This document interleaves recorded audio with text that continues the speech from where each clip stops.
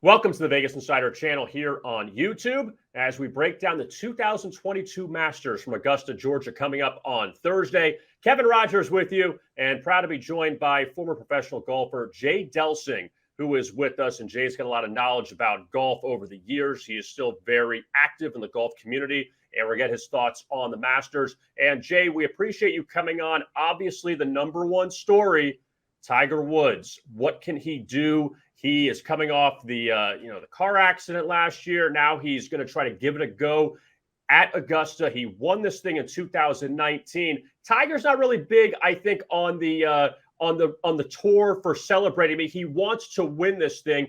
What do you think Tiger can do this weekend? Yeah, first of all, there's make no mistake in your mind, Kevin. He's going to play because he thinks he can win and compete. 100%. Nothing else matters. Okay.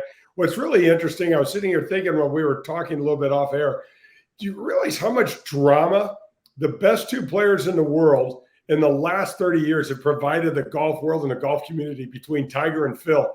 And it's kind of, the pendulum has kind of swung all over the place. Mostly it's been Tiger. Now Phil's kind of getting a little karma.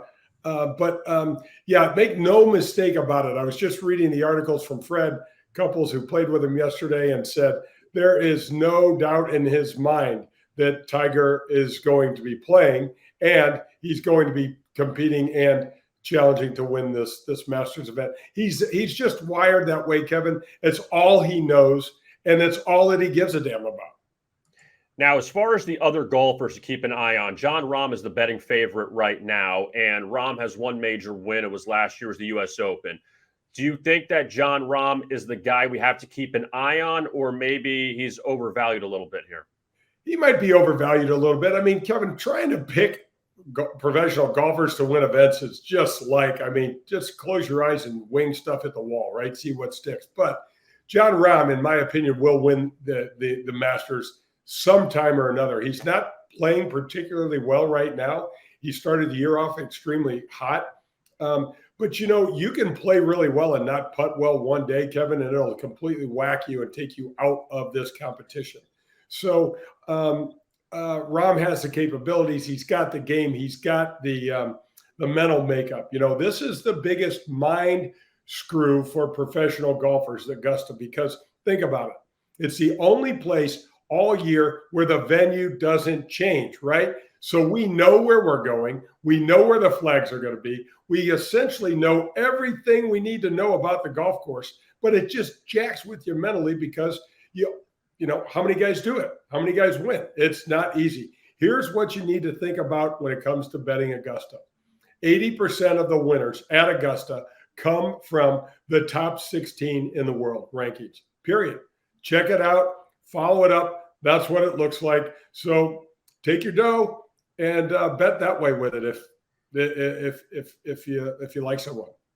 Yeah, and again, to prove the point, Jay, about how tough it is to win at Augusta, the last golfer to win back-to-back at Augusta to win the Masters was Tiger Woods in 2001, 2002. Hideki Matsuyama, he won it last year. He's at 35-1 odds this year at DraftKings. What kind of odds do you give him to repeat?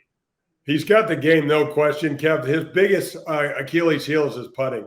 And, man, if you're even marginal around Augusta, it's gonna clean you out. So I would love to see Hideki just for what it would do for the golf world, but I don't see it. Now, as far as some other golfers to keep an eye on, Bryson DeChambeau, he has struggled at this course over the years. He's not 100%. He said this week he wants to play because it's the Masters. And DeChambeau right now, he's at 45-1 odds. Why has he struggled so much at Augusta over the years?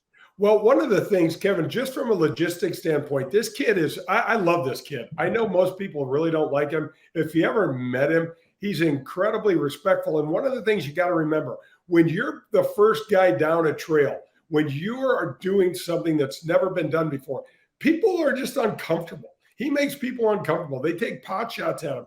They criticize him. He is a great kid, and he's so ballsy because of the risk in the path that he's chosen.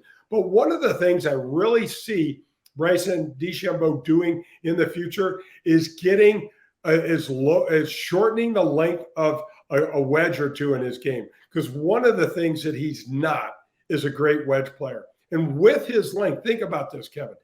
He's smashing the hell out of the ball over, ridiculous numbers, many drives over 400 yards long. What sort of club is he going to be hitting into the green? Wedges.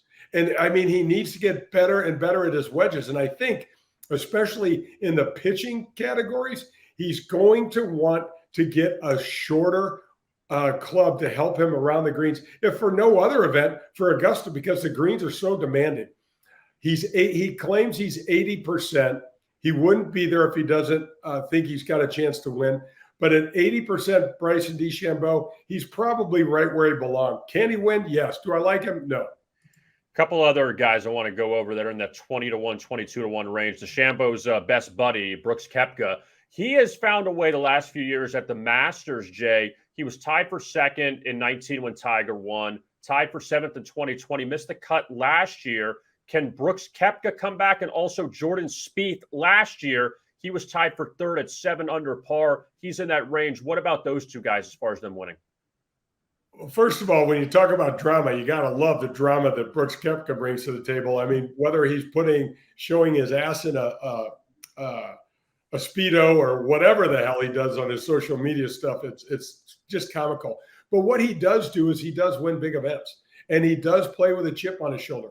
I like Brooks. I wouldn't mind at 20-1 or 25-1 throwing a few dollars at Brooks Koepka. I also like Jordan Spieth, even though he didn't play well last week at the Texas Open. He's got an affinity for Augusta, and his putting is typically his strong suit. So those were the two guys that I was looking at the beginning of the week, assuming that Tiger was not going to play. I was at Augusta in 2019. I watched Tiger play. The crowds, Kevin, are going to be just nuts. It's going to be so fun to watch. And it's going to Tiger shows up to wash his car and the entire world watches. I mean, who else has a private plane tracker on him that whenever his private plane leaves, everybody in the world is like, what's Tiger doing? It's great for our game, if nothing else. It's comical.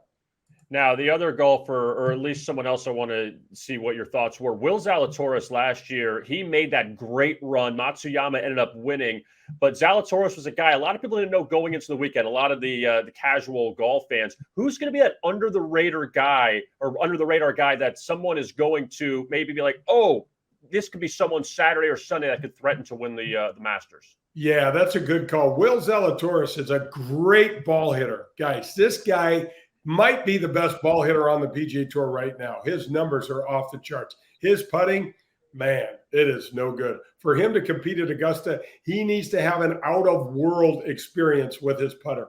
When you watch him putt, his putting would make a cup of coffee nervous. It is jumpy, it's jittery, it's not smooth. I don't think he's got a chance to win.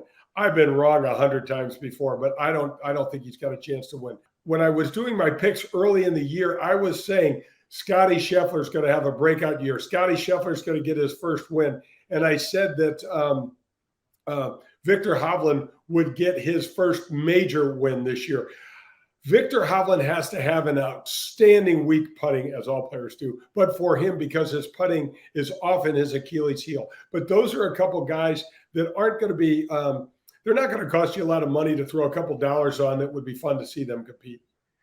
And finally, Jay, who do you like to put on the green jacket on Sunday? You know what? I'm going to go. I just laugh at this guy whenever he does press conferences and the way that he loves to build up drama. I'm going to throw a couple bucks on Brooks Koepka, man. I think he played well down in Austin a couple weeks ago at the match play. He can position himself mentally as an underdog in almost everything he does. And I think with Tiger going to be in the field, I'm 99% sure Tiger's going to be in the field. And I'm also going to tell you that Tiger's going to be right up there to compete. But I'm going to throw a couple bucks at Brooks. Jay Delsing, former professional golfer, still very active in the golf community. He's got golf podcasts. He's on the radio in St. Louis, and really very enjoyable to have him on. Spend a few minutes to talk about the Masters coming up on Thursday in Augusta. Jay, thank you so much for the time. We'll talk to you again soon. Right on, Kevin. Anytime. All right, that is Jay Delsing. I am Kevin Rogers. Thanks a lot for watching, and as always, best of luck with your bets.